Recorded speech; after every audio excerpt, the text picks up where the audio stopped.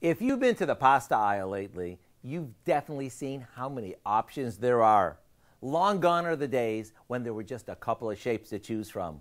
There are still all the basics, as well as a bunch of new shapes and varieties. And let's not forget about all the trendy pastas that are gluten-free, low-carb, non-GMO, and on and on. But today, we're getting back to basics with a pasta toss that you're sure to love.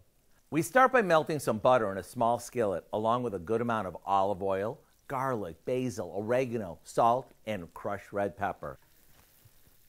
Now, before draining our pasta and broccoli, which we cook together to save us from having to wash another pot, we take half a cup of the cooking liquid and set it aside.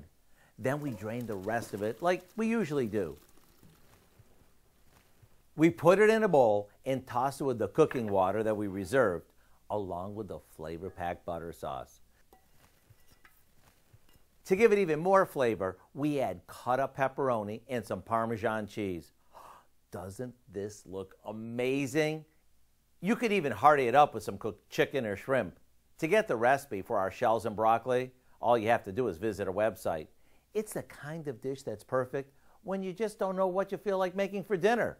I'm Howard with Kelly in the Mr. Food Test Kitchen, where today we found a deliciously simple way for you to say, ooh, it's so good.